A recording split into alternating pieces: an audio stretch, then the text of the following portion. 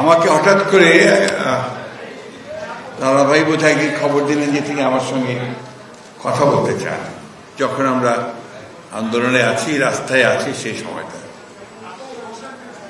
আমি আজকের উপদেষ্টা আবরার সাহেবের বাসায় গিয়েছি, সেখানে তার সঙ্গে দীর্ঘক্ষণ কথা বলেছি, সঙ্গে আমাদের স্বপন ছিল।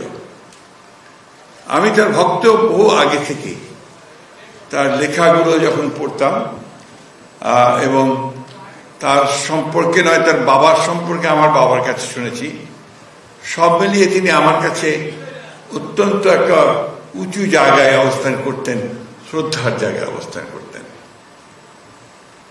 বদরুদ্দিন ওমর সাহেবরা সবসময় জন্মান না, যারা আজীবন তাদের যে আদর্শ, তাদের যে যুদ্ধ, তাদের যে সংগ্রাম তারা করে গেছেন, জীবনের শেষ দিন পর্যন্ত কখনো কম্প্রোমাইজ করেননি।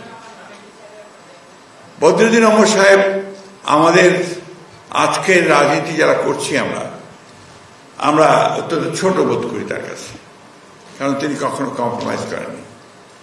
আর যারা নতুন প্রজন্মের, তারা বদরুদ্দিন ওমর সাহেবের কাছে কতটুকু নিতে পারছে বা পেরেছে সেটা আমার ঠিক জানা নেই।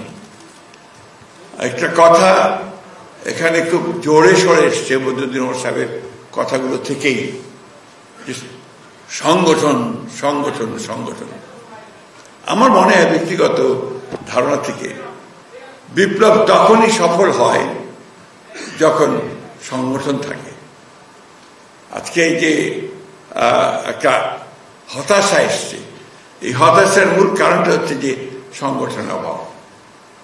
বিপ্লবী সংগঠন যদি না থাকে তাহলে বিপ্লব হয় বলে আমার অন্তত মনে হয় না। আপনারা আমার চেয়ে অনেক ভালো বলবেন, অনেক তাত্ত্বিক আছেন এখানে। এটা হচ্ছে মূল কথাটা। তো সেই সংগঠনকে গড়ে তুলতে হলে আমার মনে হয় যে আজকের যারা বিপ্লব করতে চান, সমাজ বদলাতে চান, যারা সাধারণ মানুষের অবস্থার পরিবর্তন করতে চান, তাদেরকে অবশ্যই সেই সংগঠনকে শক্তিশালী করতে হবে, আরো মজবুত করতে হবে এবং একেবারেই বদরুদ্দিন ওমর সাহেবের ভাষায় মানুষের কাছে চলে যেতে হবে।